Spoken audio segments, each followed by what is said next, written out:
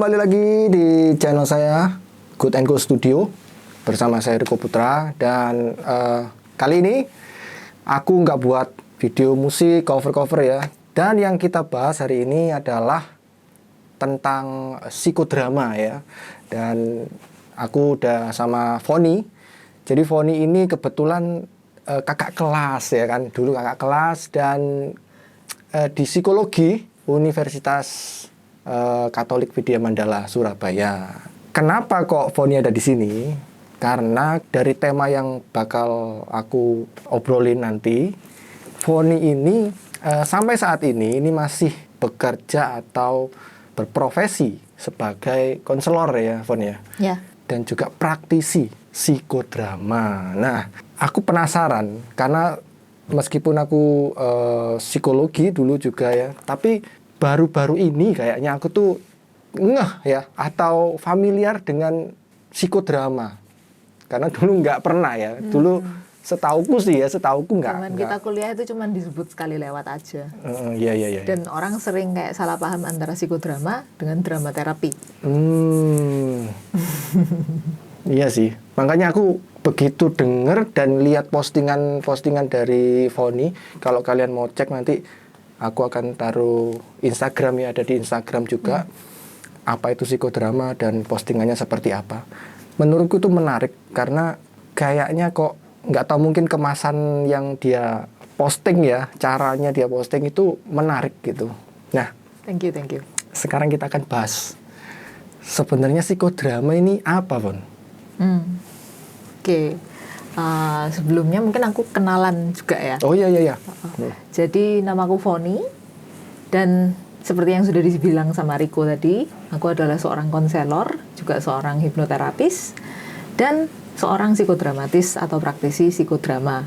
Aku juga aktif di Asosiasi Psikodrama Indonesia yang resmi di bawah Himpunan Psikologi Indonesia. Yang pasti psikodrama itu adalah eksplorasi tindakan. Jadi basisnya adalah action berdasarkan pengalaman.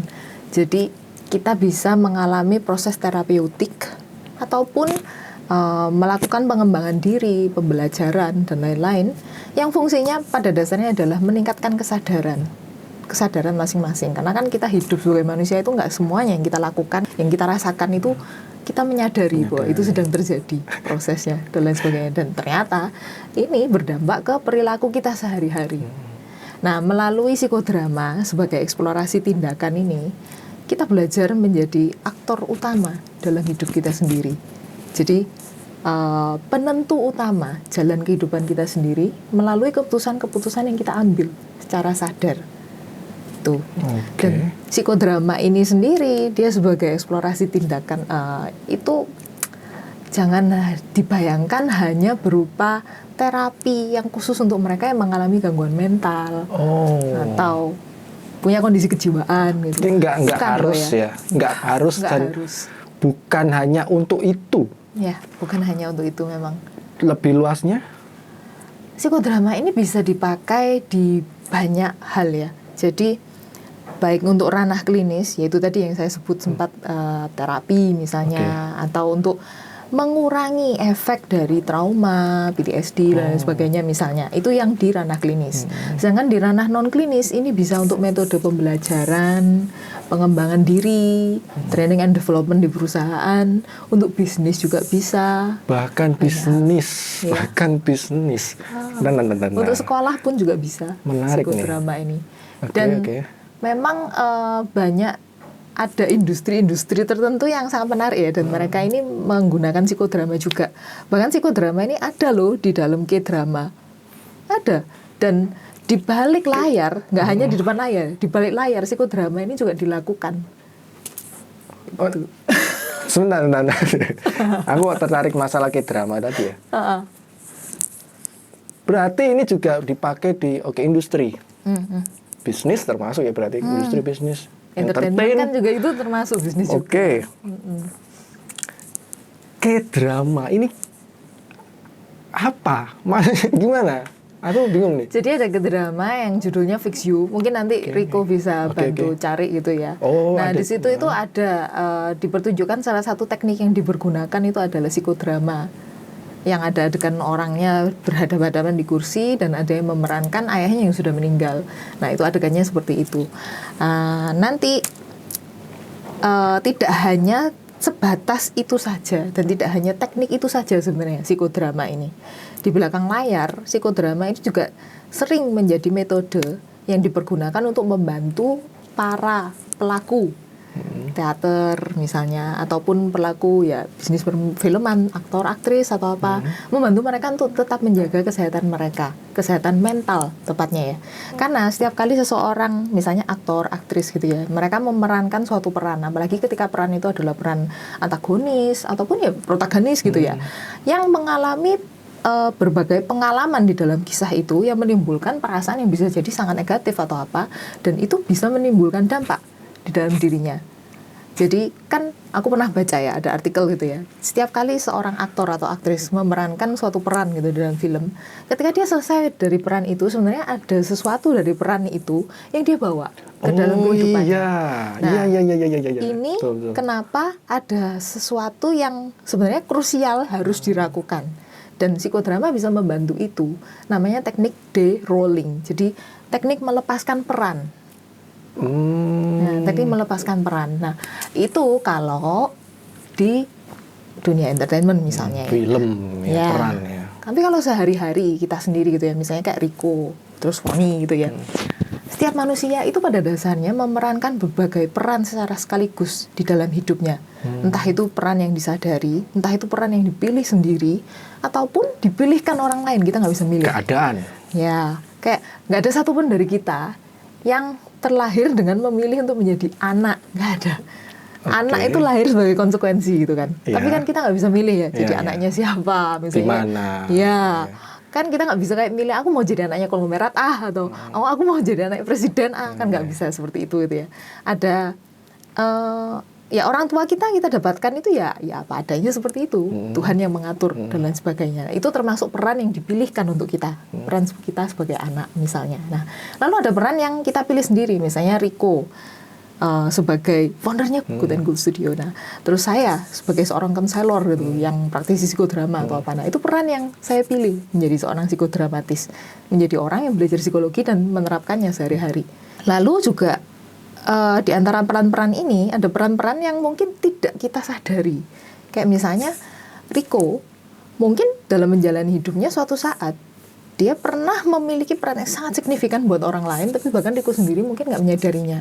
Mungkin misalnya di luar sana ada orang yang menonton videonya Riko saat mentalnya lagi down, dan dia merasa jauh lebih baikan gara-gara mendengarkan musiknya Riko, misalnya seperti itu. Tapi Riko nggak akan pernah tahu mungkin sampai mungkin sampai akhir hayat belum tentu Riko tahu gitu ya. Itu ternyata Riko punya peran yang signifikan dalam hidup orang lain.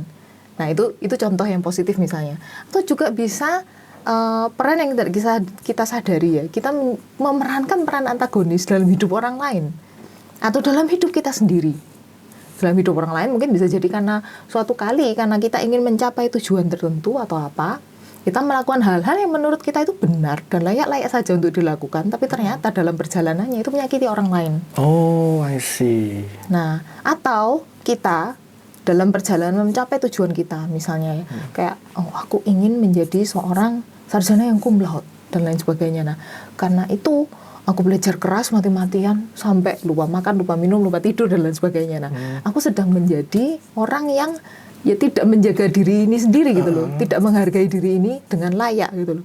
Saat itu aku sedang menjadi peran antagonis untuk diriku sendiri. Karena misalnya keadaan seperti itu. Nah, sedang ingin. Misalnya, jadi yang disadari yang seperti itu, yang tidak disadari adalah perilakunya. Misalnya seperti itu. Atau ada orang yang biasanya sih ya ini terjebak dalam hubungan toksik. Nah, jadi dia merasa dia adalah korban. Dia memerankan dirinya sebagai korban. Padahal di satu sisi bisa jadi dia adalah enabler juga. Bisa jadi suatu saat dia melakukan hal yang sama toksiknya ke orang yang berbeda. Atau dia menjadi pelaku di dalam hubungan itu juga tanpa disadari.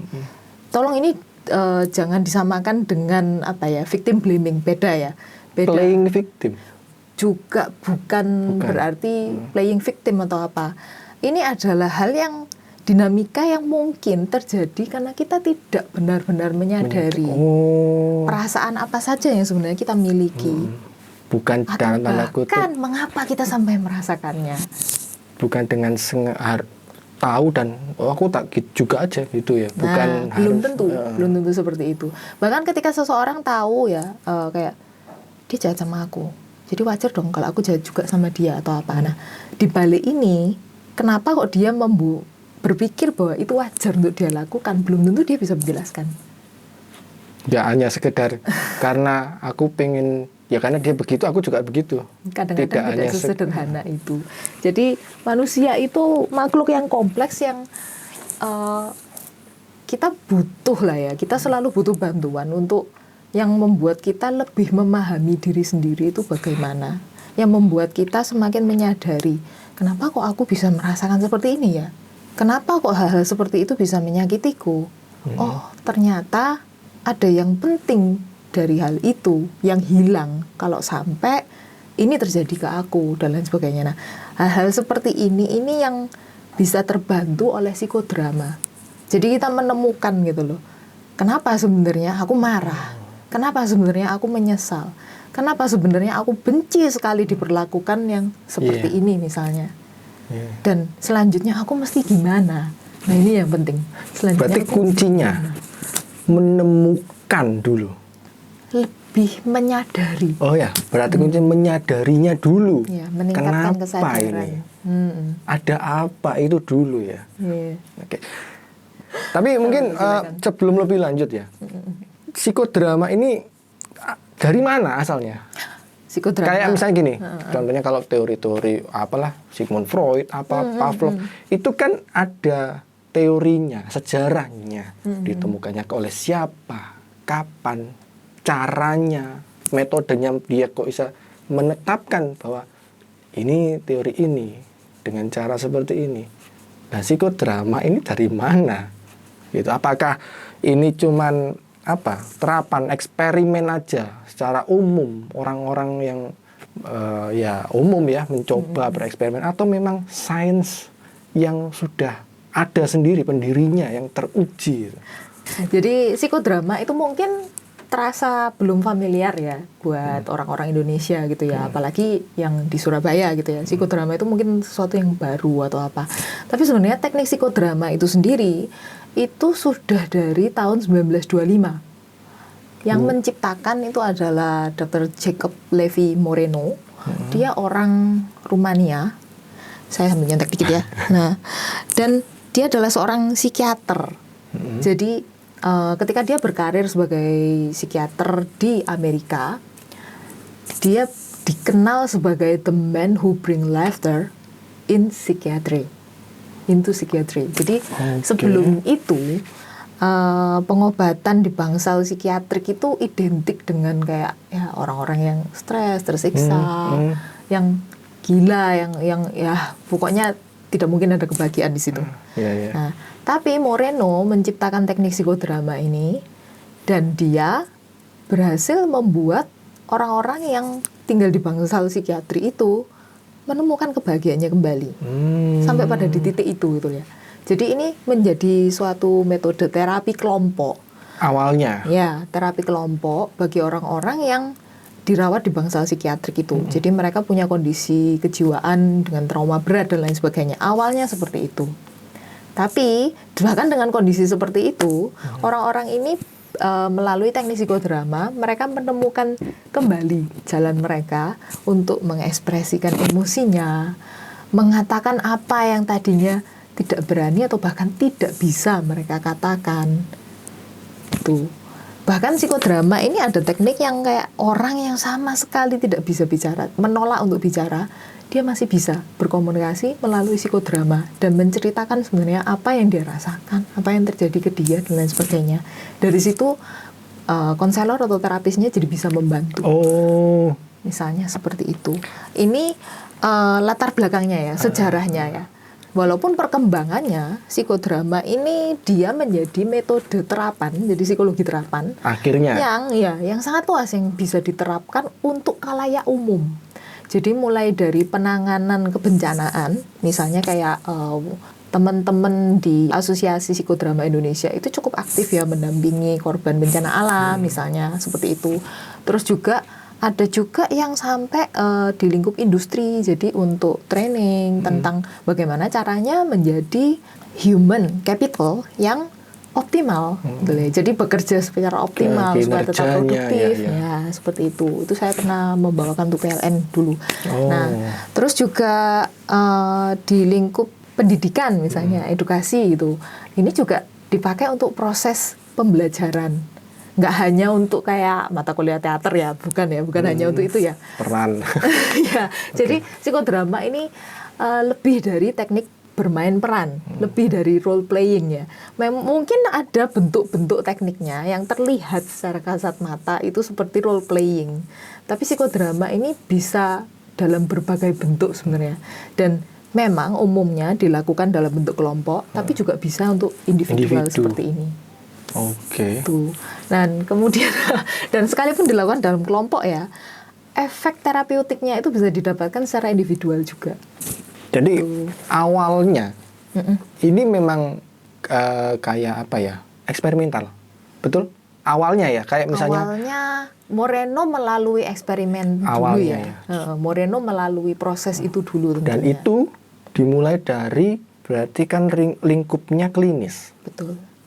Oke, tapi bukan hanya sekedar untuk penanganan orang dengan gangguan jiwa ya. Intinya psikodrama ataupun psikologi secara umum itu bermanfaat tidak hanya untuk mereka yang mengalami kondisi gangguan jiwa atau dilabeli gila, tidak ya. Tapi pada dasarnya semua yang punya kondisi mental membutuhkan itu. Oke. Nah, yang namanya manusia, betul. normalnya pasti punya kondisi mental gitu ya. Dan cepat atau lambat suatu saat akan menemukan permasalahan gitu ya. Dan hal-hal ini bisa jadi kayak di luar kendali atau terasa di luar kendali. Nah, Jacob Moreno ini dia mengajak setiap orang untuk menjadi aktor utama, pelaku drama kehidupannya sendiri, supaya dia bisa mengambil keputusan dengan sadar yang menentukan jalannya kehidupannya dia sendiri. Jadi kayak memperjelas. Sekalipun ya ada pengaruh-pengaruh dari dalam maupun dari luar. Tapi dia tetap adalah aktor utamanya, dia yang menentukan, dia yang menyetir, dia sutradaranya, dia aktor utamanya juga. Dengan sadar ya? Ya, dengan sadar. Oke, makanya menyadarinya harus, karena memang iya sih ya, kadang banyak hal yang terjadi itu di diri kita itu kita nggak nyadari aja gitu. Kayak seakan-akan ya udah jalan aja, ya udahlah, ya wis lah, move on lah. Tapi nggak selesai. Bahkan kita nggak tahu ternyata itu ada dampaknya ke depan-depannya ya. Dan kita harus justru ini ilmunya untuk kita aware terhadap hal itu, ya. Supaya jalan kita tuh path-nya itu lebih jelas. Ya. Dan kalaupun terjadi sesuatu yang di luar kendalinya kita, gimana caranya supaya kita bisa lebih spontan untuk mencari jalan keluar untuk diri sendiri. Dan spontan di sini ini bukan impulsif ya. Jadi spontan yang dimaksud di sini kita menjadi seorang individu atau seorang manusia yang punya daya kreativitasnya untuk oke, aku menghadapi permasalahan seperti ini berdasarkan pengalamanku, pembelajaranku yang sebelumnya, dan perasaan-perasaan yang selama ini terkumpul dan lain sebagainya. Apa yang bisa aku lakukan? Apa yang perlu aku lakukan? Kalau aku melakukan yang ini, nanti kira-kira dampaknya seperti apa? Dan yang saya rasakan pribadi sebagai seorang praktisi ya, sebelum menjadi psikodramatis, tentu saya belajar dulu dan saya menjadi klien dalam tanda kutip gitu ya. Dan itu benar-benar terasa kuatnya gitu, bedanya antara menyadari itu dan tidak. Jadi misalnya seperti ini, kayak tadinya saya nggak paham kenapa saya bisa merasa menyesal banget akan sesuatu. Saya nggak paham ya saya tahu bahwa itu menyesal. Nah, tapi saya nggak tahu kenapa kok sampai itu yang saya sesali gitu ya. Saya tahu kayak objeknya atau subjeknya atau apa. Tapi tadinya saya nggak paham kenapa itu bisa bikin saya menyesal. Psikodrama ini membantu saya menyadari hal-hal yang kayak, oh ternyata itu penting buat aku. Mungkin buat orang lain itu nggak penting, tapi ternyata itu penting buat aku. Dan nggak apa-apa, karena itu ternyata bagian dari diriku. Gitu. Terus kemudian apa ya yang bisa aku lakukan berikutnya atau apa. Nah ini hal-hal yang kemudian sangat-sangat membantu. Kayak misalnya saya pernah berhadapan dengan klien yang dia punya trauma gitu ya. Ini kebetulan contohnya dia punya trauma dari pola pengasuhan orang tuanya. Nah tadinya dia tidak paham kenapa dia melakukan hal seperti itu. Dia tidak paham kenapa dia takut sekali mengambil keputusan, bahkan sekecil kayak nanti malam mau makan apa gitu. Ya jadi yang dipikirin tuh nanti makan apa ya? Aku tanya dulu aja deh sama papi mami atau apa gitu. Sampai hal sekecil itu gitu. Karena nah ternyata di belakang-belakangnya karena dia terbiasa itu semua itu sudah diatur, orang tuanya mungkin punya standar sendiri dan lain sebagainya. Dan satu kali dalam hidupnya dia merasa sangat menyesal ketika dia mengambil keputusannya sendiri gitu loh. Kayak oh ya aku mau makan ini atau yang apa. tidak seperti sebiasanya yang diajarkan itu. atau Dan dia tidak siap dengan yang dia tidak siap itu adalah reaksi penolakannya. Yang dia tidak siap itu adalah rasa sakit karena dimarahi atau dipersalahkan, padahal dia sebenarnya itu merasa apa yang salah dengan itu gitu loh. Jadi dia tidak sanggup mengatakan yang itu, bahkan tadinya dia tidak menyadari gitu loh bahwa itu tuh masalah gitu misalnya. Jadi hal sekecil itu ternyata sampai berefek ke tidak mampu mengambil keputusan sendiri. Oke. Jadi ya mungkin banyak ya di antara kita yang kayak nggak tahu deh makan apa, ntar kan ada yang nyiapin atau apa. Mungkin seperti itu ya. Tapi kalau ini sudah sampai berdampak ke mau milih sekolah sendiri pun nggak mampu, mau milih jurusan kuliah apa entah aja bingung, juga nggak tahu deh, takut, terserah lah orang tua aja ntar yang nentukan atau apa. Pasangan juga nggak aku suka sama dia tapi nggak ya tunggu dia yang deketin aku dulu aja atau apa, masa aku yang harus bilang atau apa. Nah, jangan-jangan sebenarnya yang di Bali itu adalah rasa takut akan penolakan, rasa takut akan reaksi negatif dari orang lain dan lain sebagainya. Tapi itu nggak disadari. Secara tidak sadar. Nggak disadari. Lah kalau nggak disadari gimana nerimanya gitu ya? Oh iya. Iya, make sense ya. Kalau nggak disadari gimana? Kelihatannya sepele ya. Tapi kelihatannya sepele.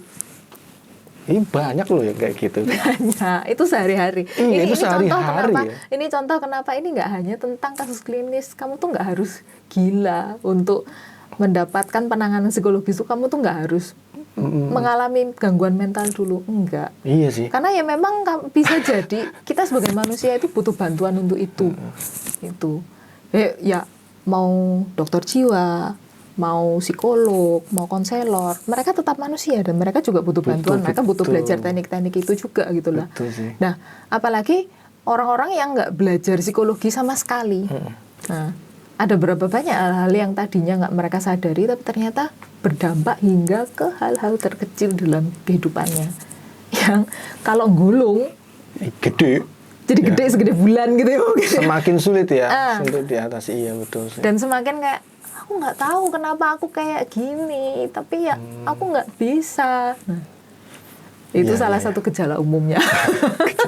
Itu iya sering ya, itu apalagi kalau ngomongin sehari-hari, dari hal yang kecil sampai besar itu pasti hampir semua orang mungkin, aku yakin ada, cuman mungkin belum menyadarinya, gitu.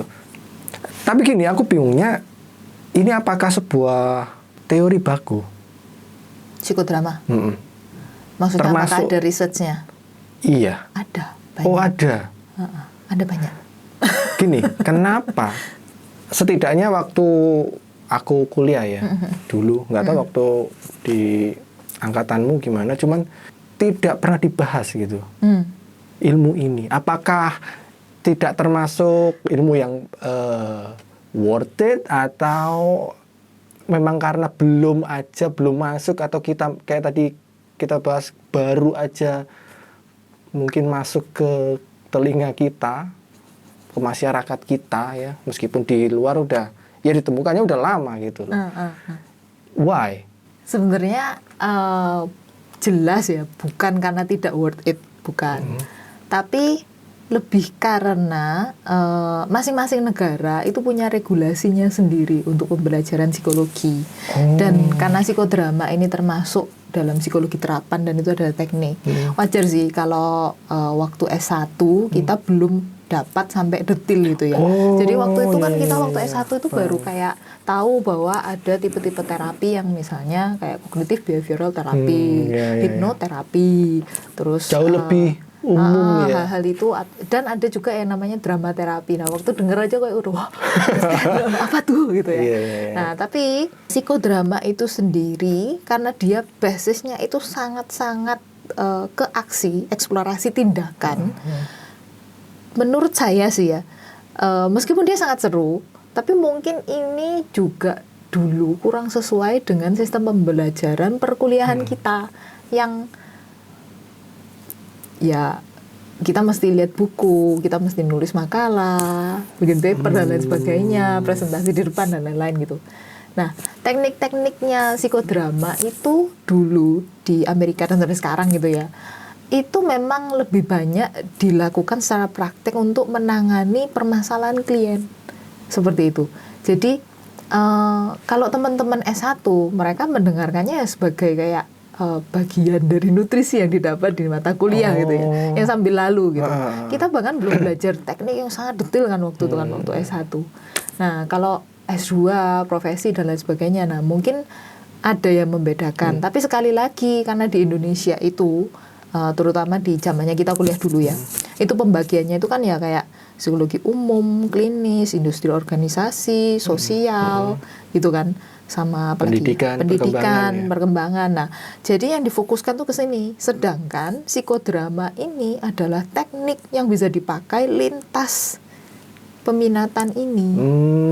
Apapun peminatanmu, kamu bisa menggunakan psikodrama untuk itu. Kayak misalnya aku barusan belajar tentang literasi emosi gitu ya.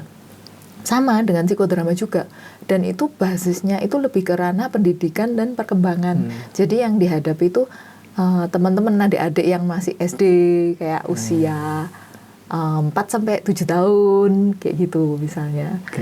Tuh, terus juga bisa sampai untuk remaja atau apa, dan ternyata dari situ tuh aku baru belajar juga. Ternyata sampai segede gini pun ya, maksudnya sudah setelah ini pun orang itu banyak yang tidak menyadari emosinya sendiri.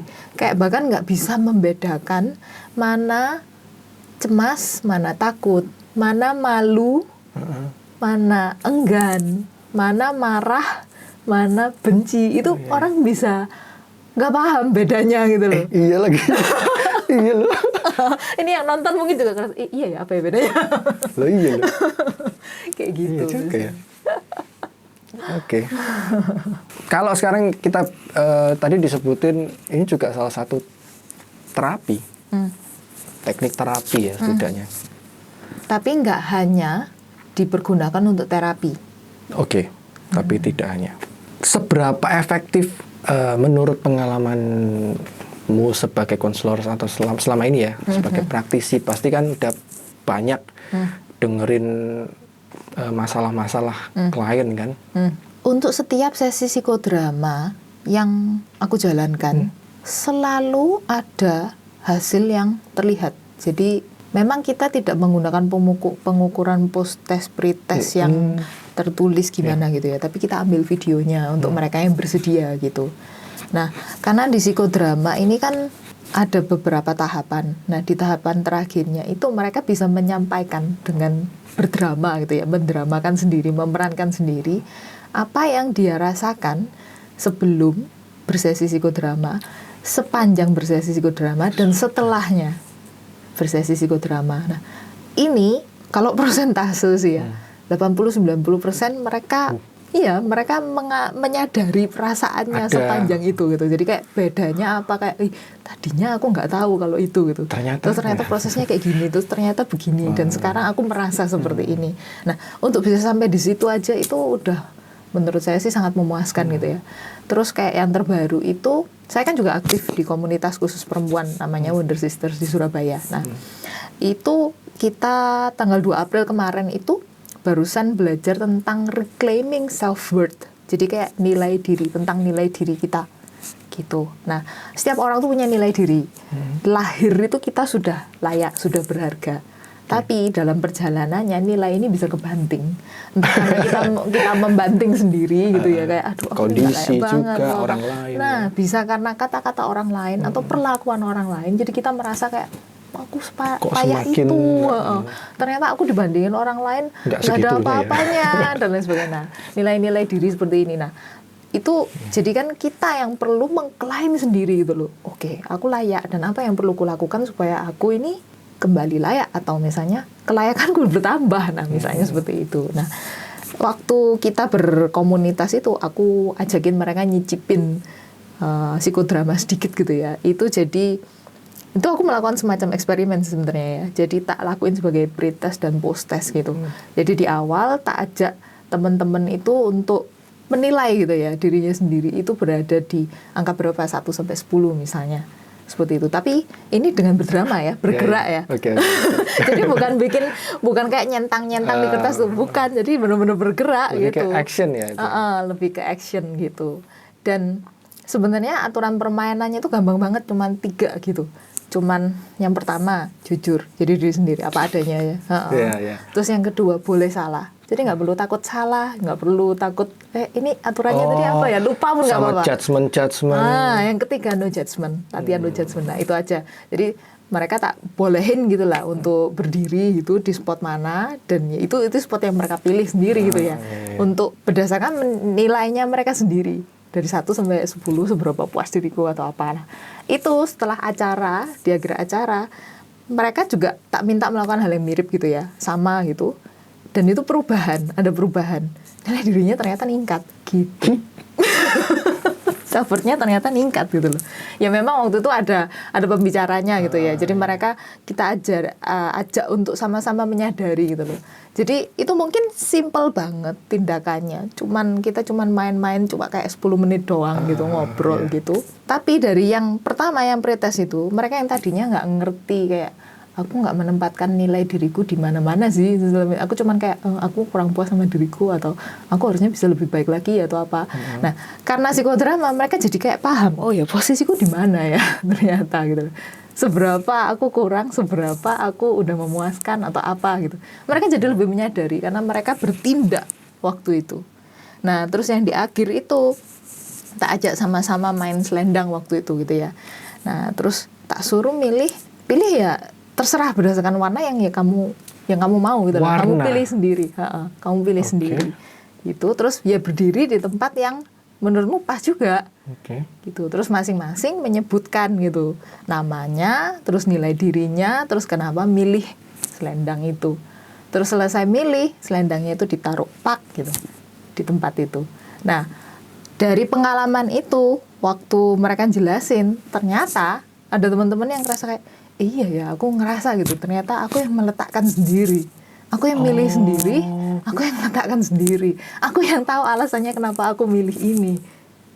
Kayak gitu. Terus angkaku naik ya ternyata dibanding yang tadi gitu. Yang enggak tahu. Ya, yang tadinya mau 7, 8, 6, 6,5, 7,2. Aku sekarang tahu, ini karena mungkin aku suka, aku lebih ada nyaman yang kayak misalnya milih karena putih itu bisa dipakai di mana aja atau apa gitu. Terus ada yang karena aku suka warna pink sih. Terus ada yang milih aku suka motifnya sih tadi, bukan karena warnanya atau apa gitu.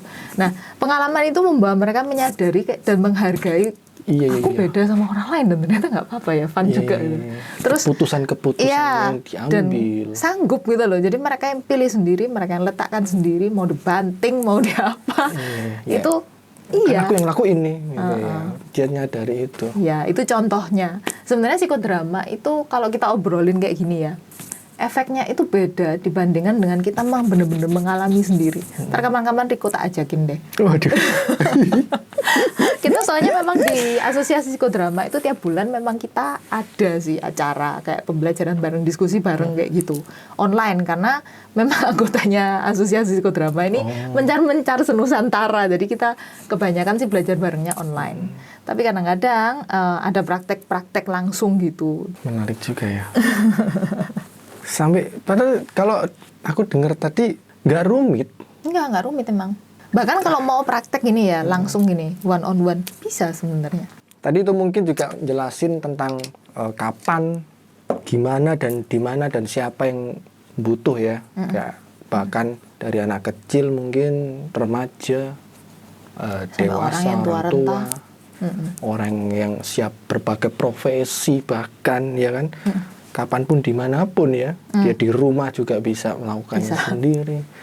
Bisa dilakukan secara pribadi, maksudnya sendirian gitu ya. Selama sudah mempelajari caranya, tekniknya, fondasi-fondasi teorinya, itu semua sudah cukup paham. Menerapkan ke diri sendiri itu bisa. Kayak aku misalnya, aku relatif selalu melakukan itu, kayak setiap, ya nggak sampai setiap hari ya, mungkin kayak tiap 2 hari sekali atau apa, tapi dibalik semua kontenku yang ada di Instagram itu aku melalui proses psikodrama juga, itu misalnya. Sangat luas banget. Sekarang dari semua itu ya diterapkannya bisa sendiri. Ada yang membimbing, kalau ini biasanya untuk yang mereka belum tahu ya. Iya, belum memang pernah. perlu ya. Kayak misalnya habis nonton Pasti ya, video seawal. ini gitu ya. Kalau habis nonton video ini terus aku mau coba praktek gitu. Tidak semudah itu, saudara. Untuk awal pasti kan harus tahu ya, dulu. lebih harus baik begini, tahu harus dulu begini. Ya, ini aku tuh mau ngapain. Terus ini tentang apa? Cocok nggak sih sama aku atau apa? Nah, Tapi kalau- sejauh ini aku belum pernah ketemu orang yang nggak cocok ternyata. Kalau ada yang tertarik, pemula nih ya, orang, kayaknya aku mau coba deh, nganu diriku gimana nih, harus kemana nih? Bisa ngontak saya Oke, atau bisa ke IG-nya Asosiasi Psikodrama. Oke, Nama nanti IG-nya itu. Mungkin nanti aku Riko taruh. bisa bantu sebutin gitu ya di link gitu. nanti aku di deskripsi sama nanti di layar aku kasihin IG ya.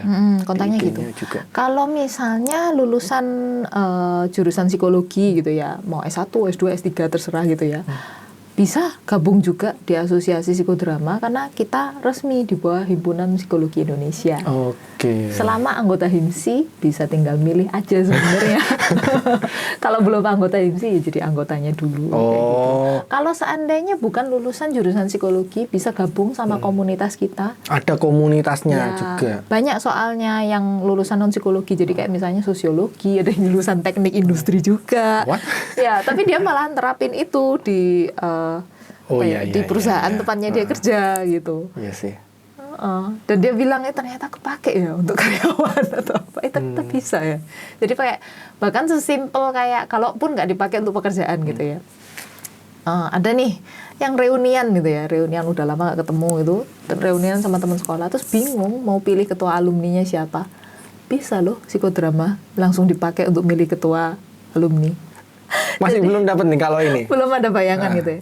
Jadi ada yang namanya teknik hand on shoulder. Jadi tekniknya itu simpel aja. Jadi semuanya itu pada berdiri gitu. Oke. Berdiri semua, gerak-gerak gitu lah ya. Terus Mereka habis nih itu, yang misalnya pada ya, yang lagi reuni Yes, gitu, reuni oke. alumni gitu. Oke. Nah, terus langsung dari teman-temanmu pilih siapa yang bakal paling kamu dengerin suaranya. Kamu turutin gitu lah omongannya dia atau apa gitu. Kamu sentuh pundaknya. Nah, langsung geduk-geduk itu kelihatan udah lah yang paling banyak dipegang pundaknya. Kayaknya dia worthy jadi ketua. Udah. Iya, as simple as that ya. Itu misalnya hand on shoulder. Itu contohnya. Karena itu kan kelihatan, maksudnya ya nanti mungkin orang ada dinamikanya ya kayak orang, kok aku jangan aku atau apa. Pasti ada kayak Nah, gitu-gitu. nanti kan teman-temannya akan apa ya? Kan soalnya kamu gini, kamu waktu itu pas aku lagi gini, kamu tolongin kayak gini atau bisa apa, terus kayak namanya apa. Nah, ngasih hal-hal insight. yang tadinya dia nggak nyadarin, nanti dia akan Oh iya dengar, dia, aku oh ya ternyata gitu ya. aku gitu atau apa. Nah, iya, dari iya. tadinya yang mungkin dia tadinya nggak bersedia atau apa, dia mungkin akan mempertimbangkan. Kayaknya aku bisa deh ya. Aku bisa, misalnya seperti itu. Dan juga dari yang tadinya nggak disadari gitu ya, gara-gara maksudnya iya ya ternyata aku selama ini dengerin loh omongannya dia, maksudnya dia itu panutanku atau apa gitu. Jadi yang menyentuh maupun yang disentuh itu sama-sama dapat dari tindakan itu. Itu kan tindakan yang simpel banget ya. Iya sih. Tapi kita nggak bisa kayak sembarang ngelakuin itu atau apa gitu ya. Memang sebagai psikodramatis kita belajar ya tentang instruksi seperti apa yang disampaikan, pertanyaan seperti apa yang disampaikan. Nah, itu hal-hal yang kita butuh dasar, landasan teori-teori yang benar-benar ya cukup matang gitu loh. Dan penguasaan ilmu psikologi yang ya oke lah gitu. Karena tanpa pemahaman itu ya bisa kayak sekedar mainan doang gitu. Kayak ya jadinya kayak ice breakingan gitu ya. Nggak bener-bener ada meaning. Dampaknya. Ya, psikodrama ini orang bisa mikirnya itu kayak ice breaking, tapi ternyata setelah ngalamin mereka aku ada meaning ya dari yang itu ya. Kalau yang memang dilakukan dan yang ngelakuin itu memang tepat ya, tahu caranya. Dan unsur drama di sini, nah biasanya waktu orang-orang denger psikodrama, oh berarti kita main drama dong, berarti ada skenario dong atau apa. Nah, skenario bisa ada, tapi kita nggak janjian dulu. Spontan. Nah, dan hebatnya psikodrama itu di situ. Sekalipun spontan gitu ya, tanpa janjian dulu. Misalnya kayak Riko meranin atasanku yang dulu atau apa. Terus aku jadi apa, terus si B jadi apa atau apa gitu ya. Kita cuman menyediakan konteks kejadiannya aja. Nah, terus ya berdasarkan konteks itu tadi, Riko akan memerankan ya mengeluarkan kata-kata apa yang kira-kira dikeluarkan sebagai si atasan waktu itu dengan konteks kejadian seperti itu dan lain sebagainya. Nah, seringkali waktu praktek ini kemudian setelahnya itu selalu ada yang ngomong, ih kok bisa ya? Emang lo beneran lo atasanku waktu itu ngomongnya kayak gitu. Iya kayak gitu, walaupun tanpa janjian atau apa gitu. Dan itu kayak iya kok bisa ya? Terus jadi kayak muncul, ya ternyata apa yang ku alami itu orang lain juga bisa memahami. Nah, misalnya kayak gitu, ada kesadaran seperti itu. Aku tuh nggak sendirian ternyata. Ternyata kalau ada di posisiku waktu itu, emang bisa ngerasa seperti itu atau apa. Aku mestinya nggak perlu merasa bersalah ya waktu itu atau apa dan sebagainya. Hal seperti itu. Makanya lebih seru kalau dipraktekin sebenarnya. Praktek tak langsung. Aduh, bongkar lagi. Aduh. Jangan. Wow. Jadi ya ini semakin menarik ya. Malah menurutku ya dari baca meme-nya aja yang di postingannya itu udah menarik ya. Tapi penerapannya ternyata jauh lebih menarik. Simple dan kayaknya lebih apa ya? Dalam tanda kutip user friendly kayaknya ya. User friendly, down to earth. Iya. Sangat-sangat. Dan sangat-sangat karena dia itu adalah eksplorasi tindakan. Jadi seseru-serunya kita ngobrolin psikodrama, lebih seru waktu kita melakukannya. Dan online pun sebenarnya bisa juga, cuman memang lebih seru offline karena kita berhadapan langsung, kita bisa melihat bahasa tubuh masing-masing. Kita bisa mendengarkan intonasi suara tanpa takut gangguan sinyal dan lain sebagainya kayak gitu-gitu. Itu sih.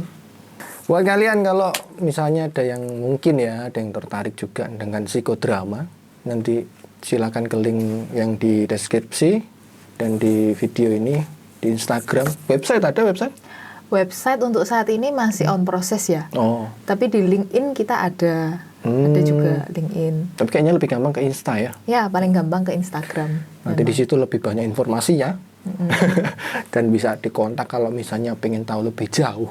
Betul. Mungkin, gitu. Bisa gabung juga sama acara-acara kita. Karena kita ada seri psikodrama online. Jadi setiap bulan sepanjang tahun ini kita akan mengadakan acara seri psikodrama online itu. Jadi bisa sama-sama belajar psikodrama.